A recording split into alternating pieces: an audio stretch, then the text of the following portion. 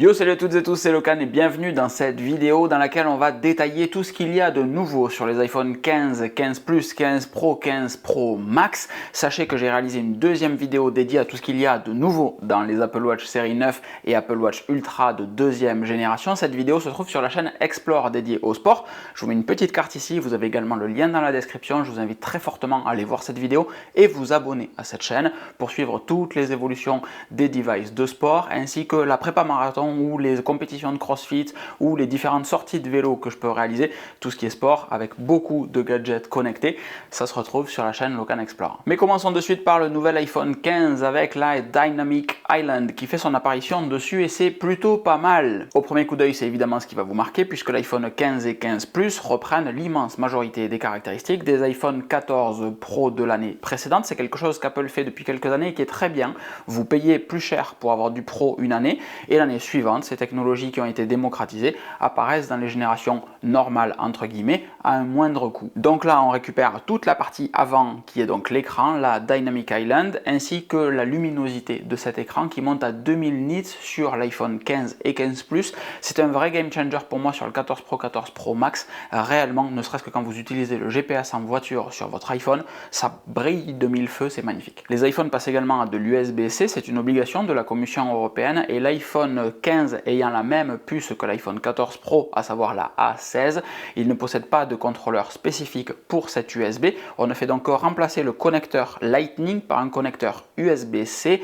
Les vitesses de chargement restent identiques, les vitesses de transfert restent identiques. On est limité à de l'USB 2, donc ne vous attendez pas à des miracles. Réellement, on ne change que le connecteur. Le capteur photo évolue également sur l'iPhone 15, 15 Plus, puisqu'il passe à 48 millions de pixels, comme l'an dernier sur les modèles Pro là aussi. Donc, conséquence directe de ça, avec la technologie quad pixel, on va avoir la possibilité d'avoir un zoom 2x, zoom qui est équivalent d'un zoom optique, puisque réellement c'est le fait que chaque pixel soit regroupé au niveau de 4 pixels. On reprend 4 pixels, on en fait un seul gros avec, et ça va avoir pour conséquence de produire un effet de zoom de 2x. Ça ne dégrade absolument pas la qualité. Par contre, évidemment, vous passez de 48 millions de pixels à 12 millions de pixels puisqu'on divise par 4. Donc vous aurez une optique dédiée 0,5x, une optique dédiée 1x, mais cette optique 1x, en faisant les maths du quad pixel, vous permet également d'avoir du 12 millions de pixels, comme vous l'avez toujours eu et comme c'est le cas sur le 0,5x, mais avec un zoom de 2x, 3 optiques au lieu de 2. Et l'appareil photo, c'est maintenant utiliser automatiquement le mode portrait quand un visage est détecté ou un animal, un chien ou un chat, vous allez avoir automatiquement le flou d'arrière-plan qui va s'appliquer, comme ici dans cette vidéo, vous voyez derrière moi c'est un petit peu plus flou, et bien c'est la même chose avec l'iPhone 15, 15 Plus, et ce flou là, à l'inverse de moi maintenant, vous allez ensuite pouvoir le désactiver, ou vous allez surtout pouvoir le changer. S'il y a deux visages, le mien et quelqu'un derrière qui sera au niveau de la lampe, vous allez pouvoir venir cliquer sur la lampe et la mise au point va s'effacer au niveau de mon visage, je vais devenir flou pour que le net soit derrière. Ça c'est très très bien parce que ça se fait automatiquement, plus besoin de scroller pour venir sur un mode portrait quand vous voulez faire une photo en portrait. Elle est prise par défaut avec toutes les options du portrait et du live photo. Quand vous allez faire une photo en portrait, elle sera également disponible en live, portrait que vous pouvez, encore une fois, totalement enlever si ça ne vous plaît pas. Je suis pas trop fan moi du portrait logiciel. Ça c'est pour l'iPhone 15. Un sujet important maintenant puisque vous avez été nombreux à me poser la question sur les réseaux suite à ma vidéo sur le pourquoi est-ce que je loue mon iPhone et chez qui est-ce que je loue mon iPhone. Je le loue chez Next Mobile, qui sponsorise absolument pas cette vidéo, qui sponsorise rien du tout.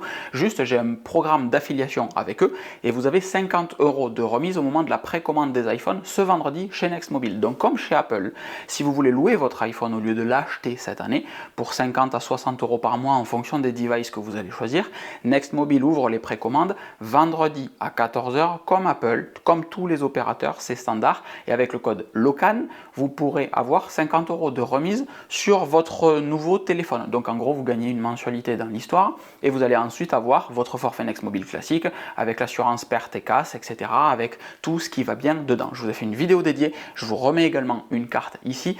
Très très fan de ce service et c'est d'ailleurs comme ça que je vais commander moi mon iPhone 15 Pro Max vendredi en faisant une précommande chez Next Mobile pour le déballer le 22, le jour de la sortie officielle en fait. L'iPhone 15 Pro donc maintenant qui bénéficie, vous l'avez bien compris, d'une puce A17 Pro, on a une nouvelle puce qui arrive dedans et c'est surtout la première fois qu'Apple dénomme sa puce avec l'identifiant Pro sur un iPhone. Ça n'existait pas, ça existait sur les iPads, etc.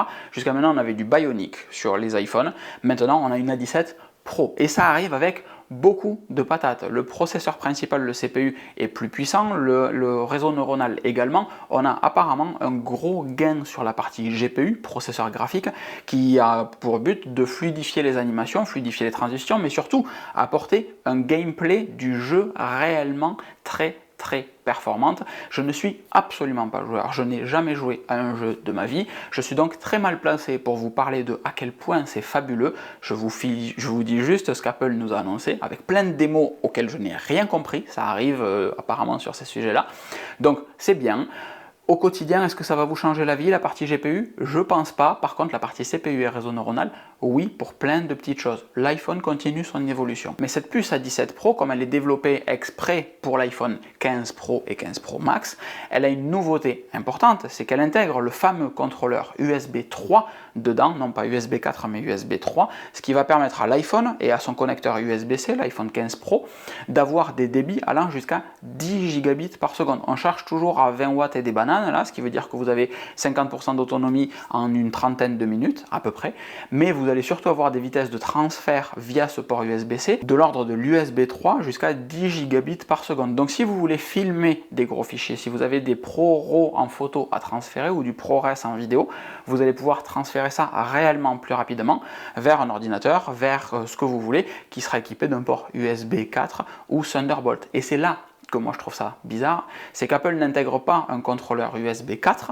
dans ce téléphone, et surtout c'est assez bizarre, on nous parle de la performance de l'USB 3 par rapport à l'USB 2, sauf que l'USB 2 ça a 10 ans, et que l'USB 4 existe déjà depuis 2 ans. Le MacBook Pro que j'ai devant, avec lequel j'écris et je monte toutes mes vidéos, le MacBook Pro Apple 2021, a de l'USB 4 à l'intérieur. Donc je comprends vraiment pas pourquoi aujourd'hui on ne nous propose pas de l'USB 4 sur un téléphone, et surtout pourquoi on nous parle d'USB 3 en nous disant c'est vachement mieux que l'USB 2 qui a 10 ans. Le châssis de l'iPhone 15 Pro, 15 Pro Max est maintenant en titane de grade 5, ça ne vous dit pas plus de choses qu'à moi, mais sachez que c'est utilisé dans de l'aérospatial un petit peu énervé, comme par exemple le Mars Rover. Ça vous fait une belle jambe, vous n'enverrez jamais votre iPhone dans l'espace, mais sachez que le Mars Rover est fait du même titane que celui de votre iPhone.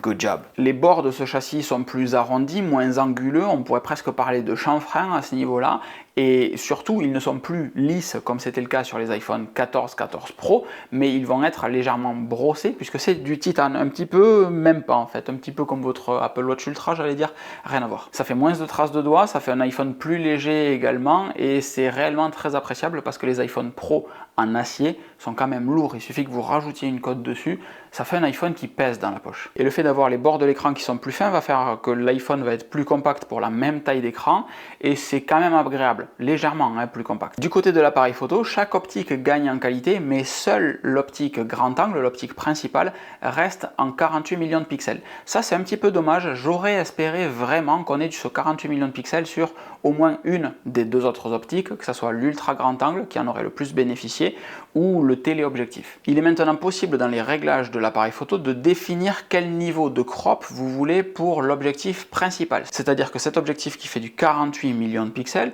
vous avez la possibilité, vous l'avez toujours eu, de pouvoir zoomer sur la petite molette en bas pour dire je veux zoomer plus ou moins, etc.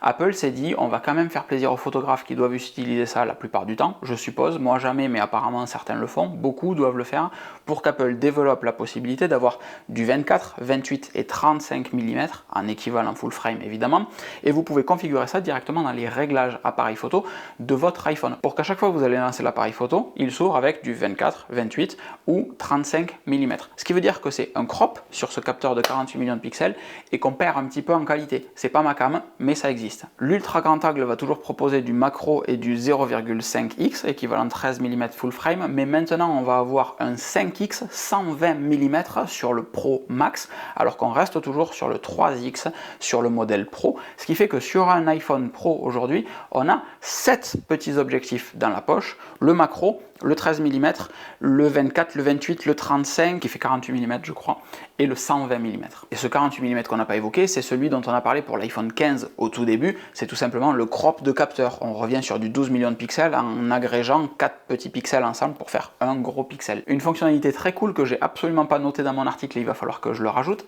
c'est le fait que l'iPhone va maintenant pouvoir prendre une photo de 48 millions de pixels pour avoir plein de détails partout, une photo de 12 millions de pixels, donc en agrégeant encore une fois tous ces pixels pixels entre eux pour avoir davantage de luminosité. Mergez les deux pour avoir une photo de 24 millions de pixels avec du coup plus de pixels, plus de détails, mais pas mal de luminosité et de contraste amené par la photo avec 12 millions de pixels. Et ça nous fait une étape intermédiaire entre le 48 et le 12. Des fois on se perd un petit peu, moi je voudrais plus que 12, c'est vraiment très peu. Et on a un 24 millions de pixels, plus de détails, plus de lumière. Trop cool, ça a mis du temps à arriver ça, mais ça arrive enfin et c'est très intelligent. Pour conclure cette vidéo, on peut dire que l'iPhone est un produit déjà très mature, mais qui continue son évolution. Réellement c'est ça, chaque année l'iPhone suit son évolution. Sur cet iPhone 15, 15 Pro, on s'attendait à davantage, parce qu'il y a de l'USB-C qu'on attend depuis des années, parce qu'on est au renouvellement du cycle de 3 ans, où on change le design chez Apple. Donc on s'attendait à quelque chose de réellement différent. Bon ben manifestement on part sur un cycle de 4 ans, avec sensiblement le même design, pas grand chose qui change cette année. Pourquoi pas? Je m'attendais à davantage de communication de la part d'Apple sur l'USB-C. Ils sont très forts pour faire du pipeau claquette plein de fois. Et là, sur l'USB-C qui est imposé par la Commission européenne, tout le monde le sait pourquoi ils intègrent de l'USB-C dans l'iPhone. C'est pas pour nous faire plaisir. Ils vont perdre des sous avec ça puisqu'ils n'auront plus les royalties sur le Lightning. Mais je m'attendais vraiment à ce qu'ils nous disent hey, regardez, maintenant on a mis de l'USB-C et ça permet en plus d'avoir davantage de débit et ça permet en plus d'avoir davantage de vitesse de recharge. On n'a pas de charge rapide, on charge toujours à 20 watts. On n'a pas de débit extraordinaire, on reste sur de l'USB 3 alors qu'on aurait très bien pu dire ben on a mis un contrôleur USB 4 parce que ça poutre sa maman, on a mis un contrôleur Thunderbolt, pourquoi pas, ça n'aurait pas pu marcher mais pourquoi pas, on a mis un contrôleur qui envoie et je m'attendais à quelque chose là et il n'y a rien eu, juste il y a de l'USB-C, étonné. Un autre truc qui m'a surpris dans les commentaires de la vidéo d'hier ou sur les réseaux, c'est de voir des gens qui disaient être déçus des annonces d'Apple. Et pour être très franc, je comprends pas qu'on puisse être déçu de l'annonce d'un nouveau téléphone avec des trucs en plus, où 50% des fonctionnalités qui ont été ajoutées sont incroyables et n'existent pas ailleurs. Réellement, hein, il faudrait peut-être un petit peu redescendre sur Terre et se rendre compte que beaucoup des trucs qui ont été annoncés semblent très simples, mais en fait n'existent pas avec ce niveau d'accessibilité dans les autres marques, c'est juste ça n'existe pas. Et on a des gens qui sont déçus. Vous pouvez attendre davantage, mais être déçu, c'est super fort comme mot quand même. Et du coup, question pour vous, qu'est-ce qui déçoit, qu'est-ce qui vous manque dans ces annonces? Mettez-le dans les commentaires parce que réellement, je suis très curieux de voir ce qui peut vous décevoir. Je vous laisse mettre tout ça dans les commentaires, je les lis tous, j'y réponds à l'immense majorité d'entre eux, donc réellement, lâchez-vous. Et puis on déballera ça la semaine prochaine, donc si vous voulez voir le déballage, puis le test qui arrivera 3 jours plus tard, abonnez-vous. Je vous fais des gros bisous, je vous souhaite une excellente fin de journée, je vous dis à très vite. Ciao ciao.